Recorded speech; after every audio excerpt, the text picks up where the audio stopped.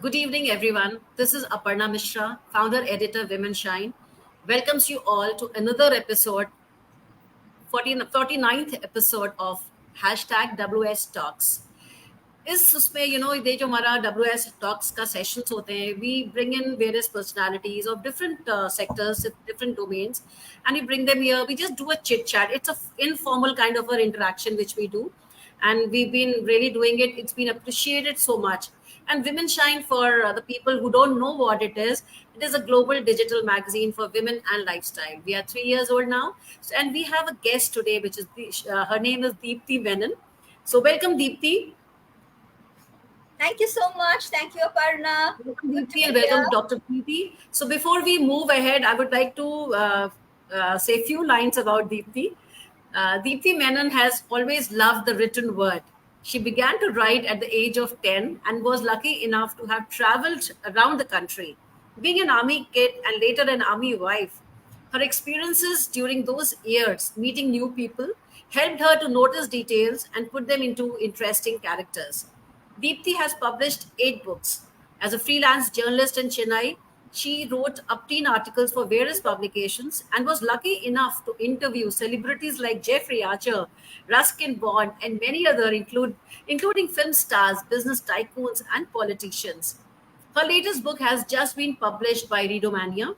It is titled Classic Tales from Shakespeare and has 10 classic stories adapted from the original plays of the Bard. Deepti firmly believes in the Paula Hawkins quote, "Stay faithful to the stories in your head." That is exactly what she does as a writer. And of course, we have Dr. Preeti with us. Dr. Preeti is a very familiar face in Women Shine.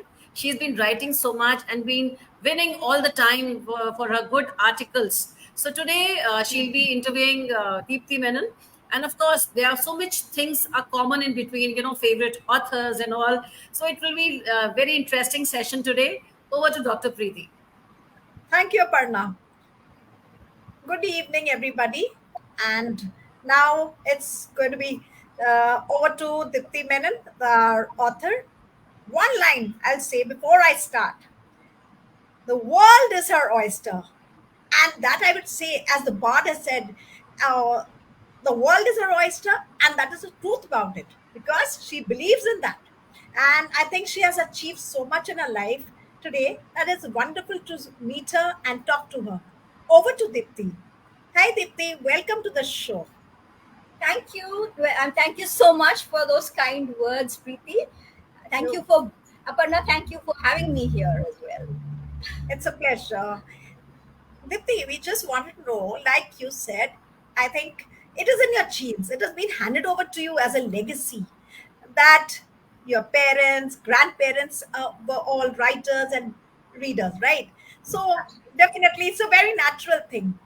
And you also started writing at a very young age.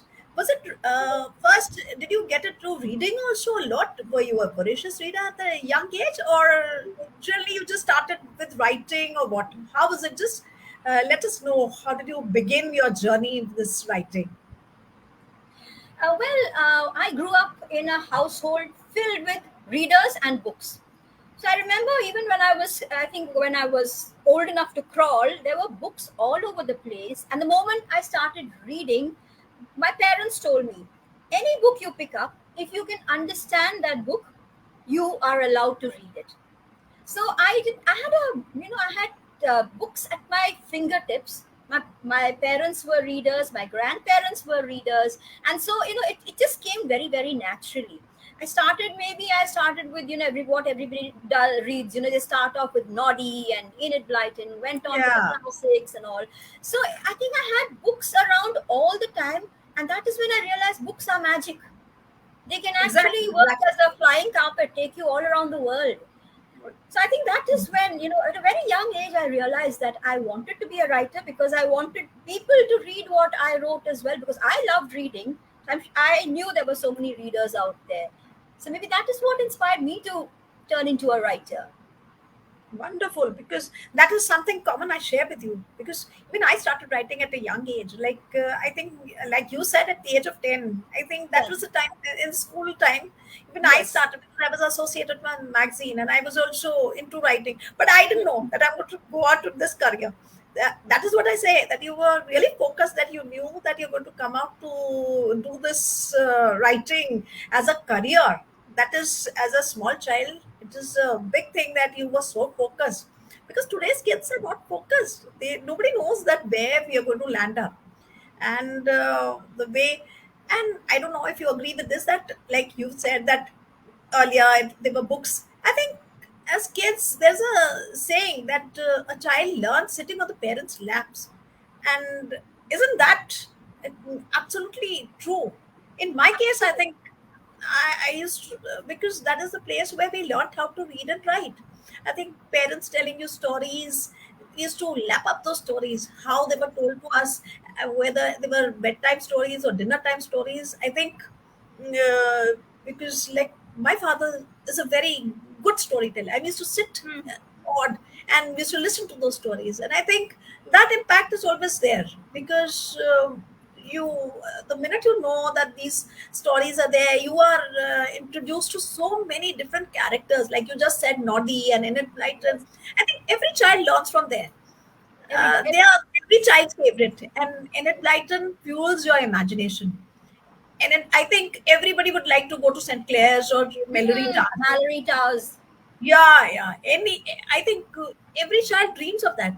But unfortunately, we could not go to Mallory Towers or St. I Clair's. know. But I think today's children would like to prefer to go to Hogwarts, Harry Potter yes, school. yes, that is what I was coming to, because we are not from that era of Hogwarts. We are from the era of Mallory Towers, and they would go to Hogwarts. Yes. Definitely, each I should say era has its own charm, its own Hmm.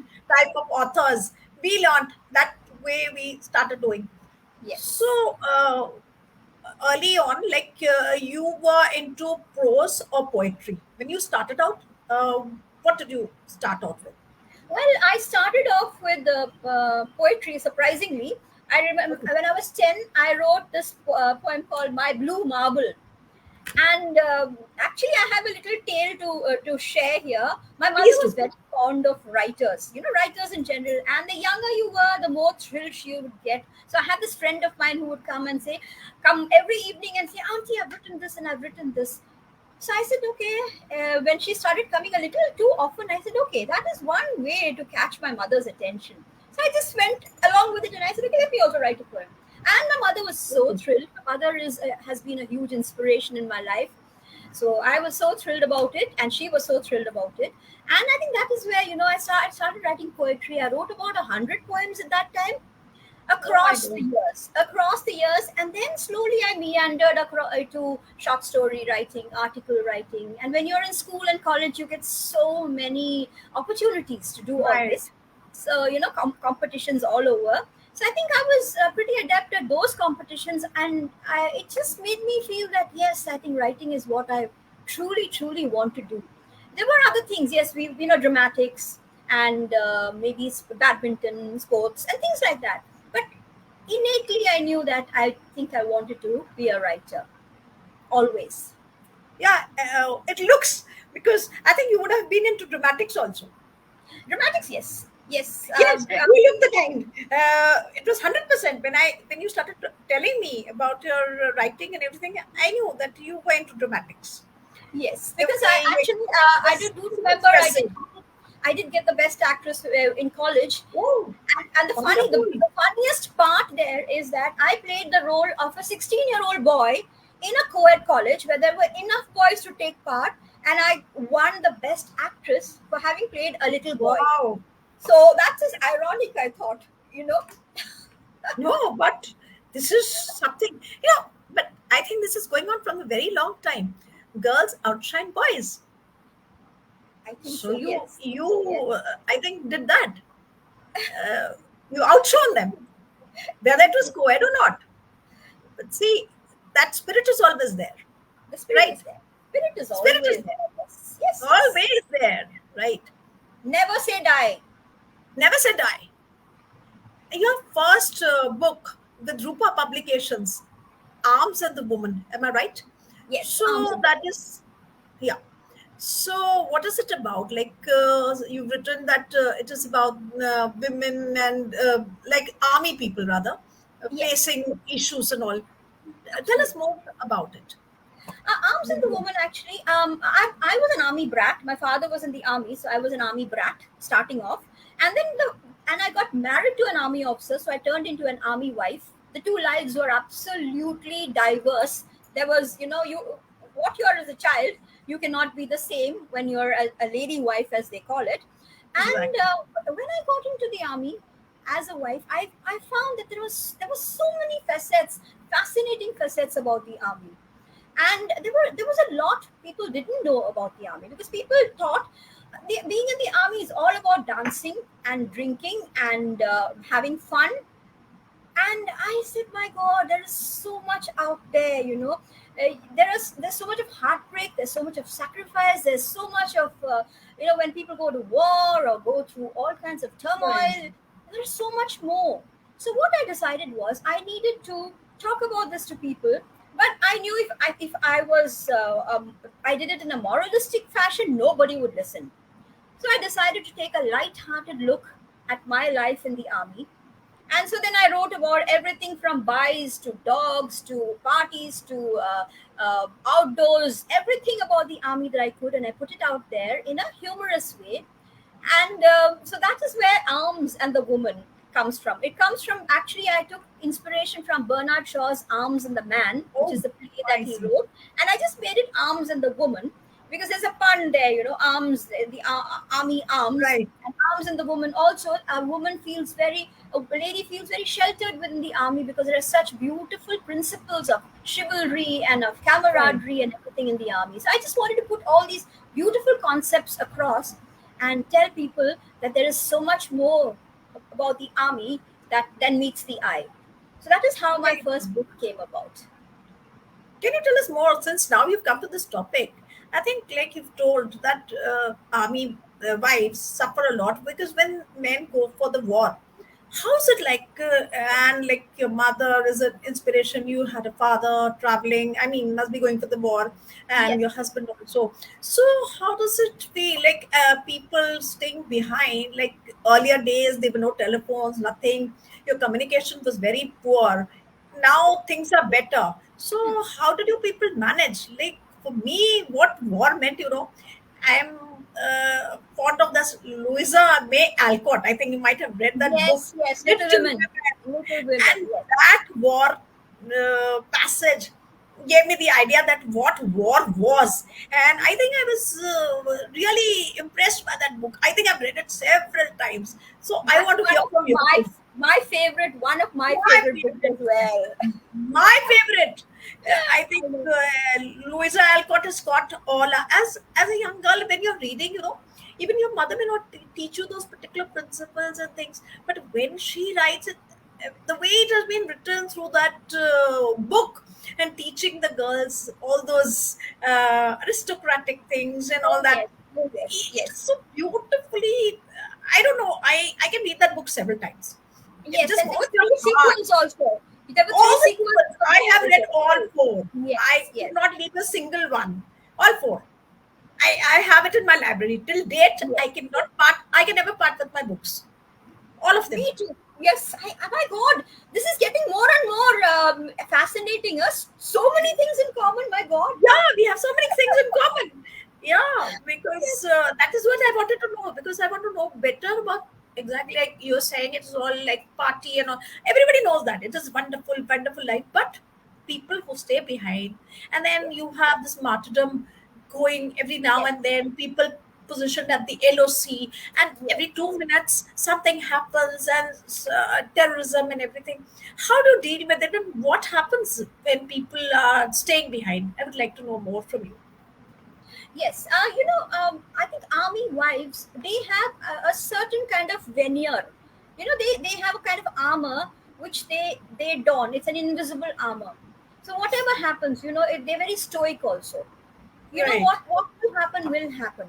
My father was in the Bangladesh war, Dhaka. He was in Oh, Dhaka, and oh, we were posted in Bangalore at the time. And I remember we used to get these pink pink envelopes which used to come from the front, and a lot of it would be cut out because there was a lot of a lot of info. You couldn't let out any information at all. It Right. was all censored. And I remember how my mother would be so worried. She had three daughters, all young, and but she couldn't show how worried she was. So she would make it kind of fun for us and say, no, no, this is happening, this is happening. And I think I grew up with that attitude. So did my sisters. That come what may, we will face whatever comes.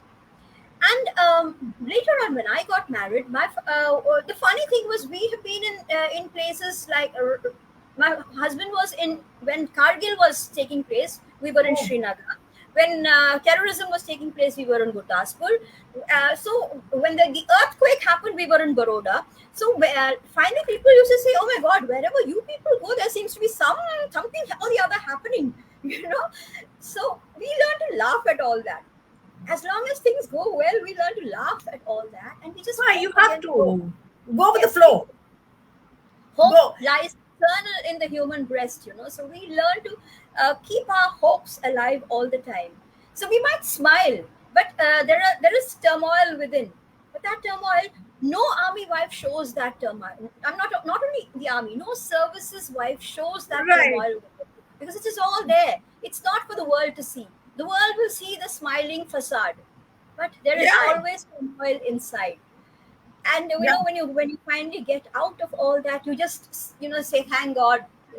Send a prayer up and say, may we all be safe, not just us, but all those who are going through that turmoil. May everybody stay safe. Yeah, like you just said just now, the same. I think while we were going through this pandemic, I think every day was a challenge, and Yes. we used to think about this in the same fashion. Every day which would pass, we would just send a prayer up that maybe all be safe. Yes. And I hear during the COVID period, you were very productive, and you came out with three thrillers, I should say. How did you manage it? That you could be so productive and write those thrillers. I think it was more of being at home. We were all working from home. So working from home, and you get. I think you tend to be a little more productive because you have many hours to kill. Yes, we were still working because I work in a school. I'm the executive director of a school. So we were all online. So things were happening online as well. But then it wasn't like going and coming back. Work was from home. So you were at home all the time. And I think you just wanted to take your mind away from all that was happening outside COVID and the depression. And I think my first book, of course, was before COVID, 2016, Shadow in the Mirror. But 2020 and 2021, I brought out two more books in the Shadow series, which were thriller short stories. And I had time to go through them, and they were both by Readomania. Dipankar Mukherjee from Readomania is a wonderful mentor, and he just kept going. He just told all of us, come on, do your best now. This is when you have the time to do it. And Indrani Ganguly, who is the editor, we call her editor Saiba. She was also so active, and so both of them, I think, made a lot of difference in our lives at that time, and that is why we were able to produce so much as well. Uh, because I should learn from you, because I was a mass of these frazzled nerves half the time. I know I was that kind of like a lady Macbeth, where I would be sitting with my knife and chopping the Yes. vegetables, and I would have that soliloquy that maybe I hope I'm not the next victim, and I hope that unwanted guest is not going to come to me. That kind of a thing. I was not that productive. I should learn this thing from you, that how you managed to be so productive. So you produced a trilogy during that COVID period, right? Yes. So, and it got a lot of acclaim. So tell us more about what this Shadow trilogy is. It's a suspense thriller, it is, but what exactly it is? Tell us more in detail. So Shadow in the Mirror came in 2016, and it is a psychological thriller, and it is a standalone novel. So it started with a little idea, and around which I wove the entire story. And it was something that came from deep within, because there are a lot of autobiographical elements in the book as well. So when my friends or my family reads the book, they say, "Ah, okay, we know where this came from. We know where that came from." So that Shadow in the Mirror was a standalone novel, and so I had quite finished off with the my shadow book, and then much later on, when my thriller short stories, I started writing them. So it was Dipankar again who said, "Let us make it a shadow series." So the Oh, second book in 2020 it came out. It is called Where Shadows Follow, and the third book came out in 2021. It was Shadows Never Lie. never Finally, that. people started calling me a shadow writer because everything seem to revolve around shadows. And so a very common question that people say is, by the way, how do you write such horrific stuff? You look rather innocent. So where does all that come from? I've heard that so many times. And I said, okay, don't look at me. I'm not out to kill anybody or anything. I just write it out there, and everything gets out there.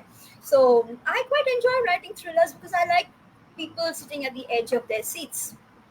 Yeah, So because that's why I like thrillers. I love reading thrillers. I love writing thrillers.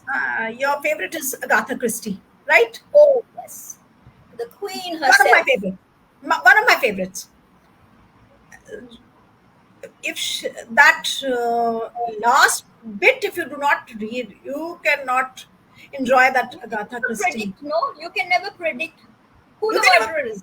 Never who the predict. You mother. keep looking. Yes, and Keep finally it will. looking, keep And you think it will surmising. be the most unlikely person, and then suddenly one book you read and say, "Oh no, it's not. It's not the most unlikely person. There's somebody else there." So she keeps you You really keep keeps reading you till the end, then you will come to enthralled. know that this is the right person. Actually, Yes, and yes, they're so well researched also that you yes. get a lot of scientific basis. I just read one just now, and then I came to know what is phosphorus poisoning, etc., and what are the symptoms of that. I was like, Yes, yes, yes. yes, She I gives think you people might have read. ideas. She does give people ideas, by the way. Yeah, yeah. There was one with the cough syrup also, which was Yes, having yes, poison, right? yes, Yeah, yes, yes. yeah. And I think one of my favorite books is it's called The Mirror Cracked from Side to Side. I don't know whether you've read that. It I was think I have. it really blew my mind. Yeah, I have. And the best one is the Murder on the Orient Express.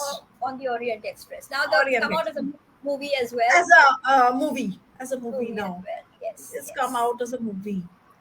So you're into anthologies also, right? You've come out with Yes. 25 anthologies. Around. So Yes. around. How did this one anthology book of yours go to the Limca Book Awards? Like, how did it how did it land up, I should say, for the Limca book?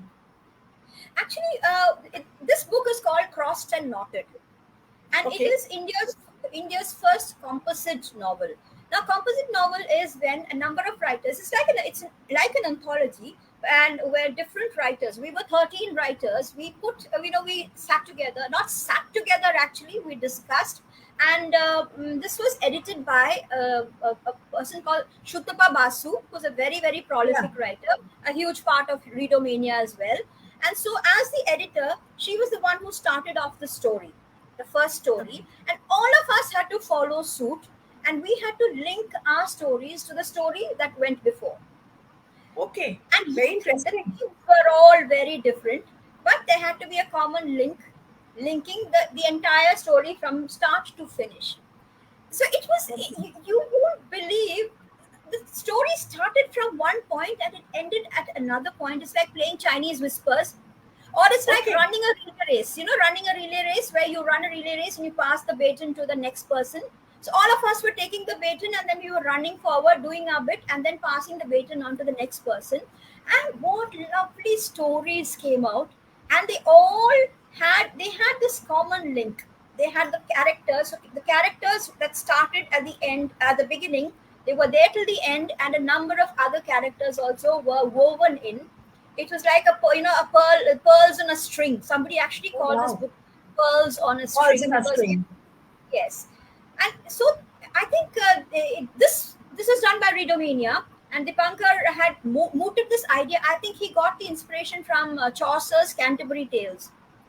Okay. Old English, yeah. So from there, and he said, why don't we try this? So we were all very enthusiastic. There was a competition, and I think the best stories, the best stories were taken up, and then we kind of wrote our own story based on this one link, which carried on. So it became a composite novel, and it was India's first composite novel. So then the Limca Book of Records picked it up. It's called Crossed and Knotted. And yes, it How was many really stories? crossed and knotted. How many stories? In 13 this stories, 13 writers, 13 stories. 13 stories. Wow. 13 stories. You should say that 13 used to be unlucky, but it seems it was Yes, lucky for you. but this Yeah, time it was it's lucky, very yes. unusual. Yes, Yeah, as they say in Tambola, no, lucky for some. yeah, Not unlucky for lucky. some. But I think it was Unlucky very for lucky some, for or you. lucky, because I say lucky for some. Lucky for some. You know? Yeah. Yeah. You got a chance to really got a chance to meet up and interview several celebrity authors and business tycoons and other people. So how does it feel? How do you feel like you have interviewed Jeffrey Archer, one of my favorite authors? Oh, yes. I think he Oh, has been knighted. I think. Am I yes. right? Yes, Sir So Jeffrey he's Archer, right? Sir Jeffrey Archer, right? So, how did it feel, and how did you get a chance to meet him, to interview him? How was the feeling? I would love to Oh, know. what a lovely feeling. It was exhilarating. Actually, when my husband took a premature retirement from the army, and then we moved into the corporate world in Chennai. So Okay, in Chennai, I was not teaching. I decided that I would write. I carry on writing. So for 10 years, I was a freelance journalist there, and I wrote for 3 or 4 different magazines, all Chennai based. And the magazines gave me a chance to meet all these authors. They would just say, "Okay, today would you like to wonderful. go and meet so and so?" And I'd say, "Oh yes, of course. Just tell me when." And there I was rushing off. And so Jeffrey Archer was one of those people, and I took my daughter along because both of us were so excited. And Jeffrey Obviously. Archer, oh my God, he is just amazing. You know, the way he writes, that's the way he speaks. So you Okay. have to be so quick on the uptake because he is sarcastic, he's quick, and he's witty. And you have to literally sit at the end of your seat and wait for those words to fall out. And because if you don't react immediately, you will lose out on what he's saying. So it was such a lovely, lovely interview. We laughed, we made jokes, and said all kinds of sarcastic things which we laughed at, and we had a whale of a time. And that is how he is. He's like a fast moving stream, you have to keep up with him. But I think that was one of the most exciting and one of the most enjoyable interviews I've ever done in my entire life. Jeffrey. Yeah, Jeffrey Archer is. I mean, reading those books, Cain and Abel, The Prodigal Daughter. Oh, You yes, yes, yes. are Short just story. Every short story queer, full of arrows, and every short story collection of his. My God. He's amazing, just amazing. And he's just as amazing in real life as well. wonderful. And then I heard that even you could interview Ruskin Bond. And I think Ruskin Bond is every child's favorite. You grew up Every. on Ruskin, the diet of Ruskin Bond. I think, and then you Oh, pass on that legacy to your kids. Because absolutely. it is so simple, so sweet, and it's not at all that kind that it has any frills, but it comes to life, whether it is animals or nature, whatever. How is it? Ghosts. Oh yes, his ghosts, his dog. There's so many things he writes about. No, Yeah, he is like a gentle uncle. It was so comfortable to sit and talk to him, and he was so sweet. And you just fall in love with him because he's so sweet and so gentle. He's like any other uncle, and he writes so beautifully. So it was a real bond, real meeting bond. Ruskin Yeah, Bond. I Yes, think yes. you are bonding and barding all at the same time. I mean, Oh yes, oh yes. And he also has a lovely sense of humor. Both these writers have an amazing sense of humor. Absolutely. because Ruskin Bond, I think any child who's into when he's Reading. studying, he or she studies literature, Yes. means room on the roof, I think Room on comes the in. roof. Yes, that chapter would always be there, and I think you can never forget that. No, Oh, you cannot. never. That you start Absolutely. from Yes. there, and then all his stories coming to life, whether his train journeys or his animals, it's all there, Oh yes. and Oh you yes. just you just enjoy Oh each and yes. His every. love of nature. So many things. He has ghost stories that he writes, and they end up with such gentle ghost stories. Nothing scary about them. Beautiful, beautiful writing. Yeah. Yeah. Any other authors you would like to talk about, whom you have interviewed or you've had such a wonderful time, so that our audience would also love to know more? Because when we talk about authors, these wonderful authors are amazing, just I amazing. know, I know, I know, I know. Uh, I and actually met a lot of authors, but some of them are not very well known as such. I did meet Shobha Day.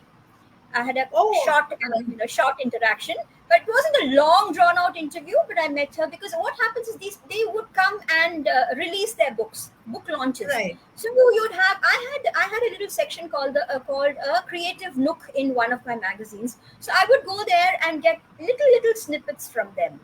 So and when the Hindu Lit Fest is a very very important thing in Chennai.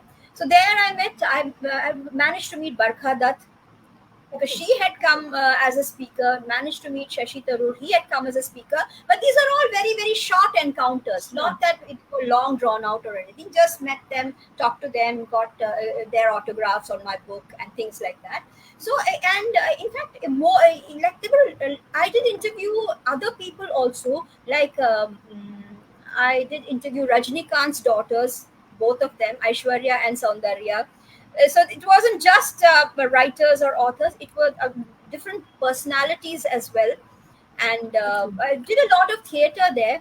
I would go interview yeah, people who do the Madras players and things like that. So it was a very eclectic kind of groups, the different groups that I got a chance to interview. And from every interview, I learned a lot because every person gives you so it's much, different. so many nuggets of wisdom. So I think it was a Yeah, lovely, lovely, lovely life. I enjoyed those 10 years. Absolutely. wonderful. Your latest book, that is the classic tales of Shakespeare. How did you venture out into classic tales of Shakespeare? And you've given out 10, I think, 10 best 10 stories of stories. Shakespeare. 10 plays. Yes, 10 plays into stories. Yeah, So please tell us more. that is the book. It's called, yes, Classic Tales from Shakespeare. And again, this was something that I wanted to do. It was there in my mind. But once again, I think, when you want to do something, the universe conspires to make it happen. Yeah, absolutely. So, and again, it was the punker who came and said, "Would you like to do this?" And I said, "Why not? It's lovely." And so then I got working onto it, and then it was just that I wanted children to appreciate Shakespeare, and the only way you can get children to appreciate the bard is by simplifying his language, simplifying his Right. narrative, simplifying his settings, and taking just what is required for them to make to be able to read an interesting tale. So I think, and this I have heard a lot of adults also say, "Oh, we would also love to read your book because Shakespeare on his own is a bit difficult read." So you Charles and Mary Lamb did this. They were the ones who brought out the abridged version of Shakespeare's plays, Yeah, and right, right. they did this long ago. So I just said, okay, let me just work on this. And the one thing that I did want to do is I wanted the children to have a taste of Shakespeare as well. So while I did the stories, I also added on lines from the actual plays, lines that created a link to the story. So the book has the stories plays in story form, and they also have actual lines from the play, so that if ever the child wants to read the book, he will know. So this is what there is, and maybe then go on to the real play later on. So the So book that's is how. all about the real plays which you have written in simplified language, or you Yes. have given it a some twist. How No, no, have you? no, no, no, no, no, Okay, no. I have it's just the play, the version, the actual version of the play in simpler form. I've just tried to demystify Shakespeare for young Okay. ones. Yes, it's all there. It's all the bard's work, Yeah. Shakespeare's work. I have just taken So, whatever. Yes, so which ones have you taken? Which lovely stories of, because Shakespeare means innumerable, innumerable. Yes, innumerable plays and stories. So which ones yes. can you give our audience insight on what, so that most people would love to read and those Shakespeare fans would definitely go for it. Yeah. My favorites: Macbeth, Julius Caesar, Oh, Merchant of Venice, uh, uh, and Midsummer Night's Dream, Twelfth Night, all my favorites. all of them. And mm, wait, let me just, I'll just read them out so that, because offhand, you don't get there. So hang on. Two Gentlemen of Verona. That's a less known Yeah, that's a less known The Shrew, play. As You Like It, The Tempest, and King Lear. Hamlet. 10 of them. Hamlet. 10 No, of them. not So Hamlet. it was, pardon? But like I said, Hamlet. No, No. Hamlet has never been one of my favorites somehow. It's too many people die in the end, or rather, everybody Yeah, dies in the but end. even in Julius Caesar's, too much conspiracy, and Yes, Macbeth I is know, but you know also. why I chose Julius Caesar? First of all, it is a favorite. Secondly, I wanted it to be a mix of. I wanted a historical play as well. So I Right. chose the comedies and the tragedies and a historical play. So that is how So this came. it's an Yeah. amalgamation of all Yes. Yes. tragedy, humor, and history. Right. Yes. Absolutely. Wonderful. Thank you. We've heard that you've written a book on your mother, that she was a renowned educationist. Can you tell us more about this book? How did you venture out? And like you say that she was the wind beneath your wings, right? And Yeah. she was the one, she's the inspiration behind you, that whatever you're doing today is all because of her. So let our audience know more about it. The book I wrote this book last year. It is called Defying Destiny. Right. Defying Destiny. My mother's name is Nalini Chandran, and so it was called It's called Defying Destiny. Nalini Chandran, a life sketch. So I don't call it a biography. It's more of a life sketch. My mother, yes, is the wind beneath my wings, and she was widowed at a very young age when she was 39.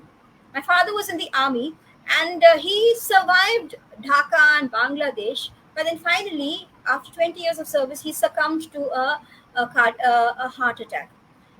So just before he was planning to retire, we decided, my mother wanted to uh, come down south. I live in a place called Trishur in Kerala. So my mother decided to come down, and with her three daughters, and my father came down and he started a school for her, because she's always been an educationist. She's always been a teacher. She loves children. She's a dancer. She's a Kathakali dancer. She has a lot to her. So she said, I want to put all this into a school. So we started the school with 6 children. My father was the one who started it off for her.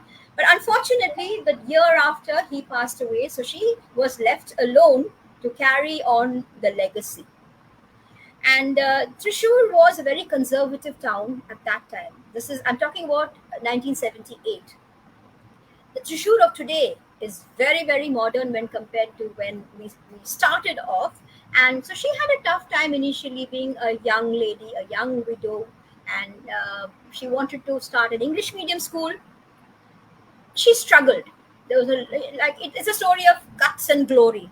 She struggled. Now the school has completed all 40 plus years.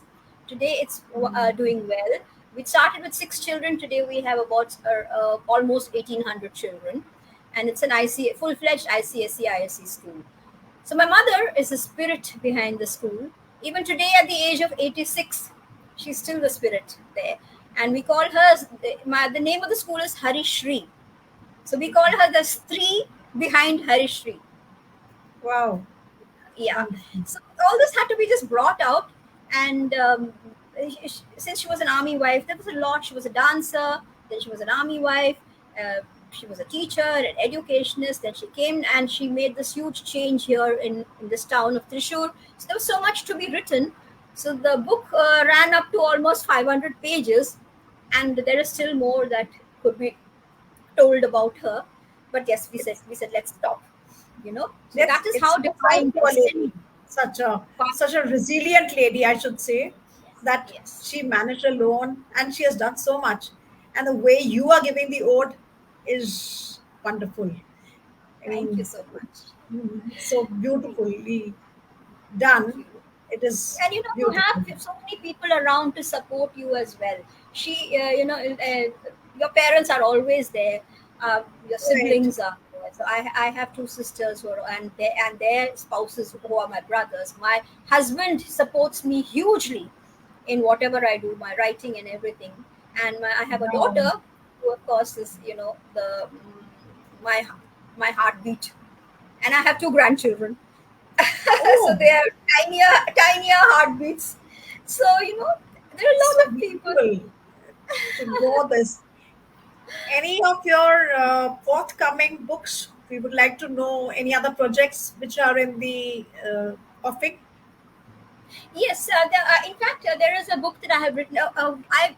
I'm in Kerala, so we have a lot of temples. Thrissur is a temple town. Right. It's constructed around a temple. So we have oracles. Now, oracles are people. They are people, like, you don't call them priests. They are seers. Now what happens is the devi or the god, he or she gets into the person, Right. enters the person. It's not Yeah, you you got possessed. possession Something or called as you. Is yeah, it it's not something called like you. possessed?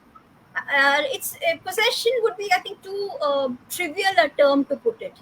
It's like you find that the goddess or the gods, they speak through this person.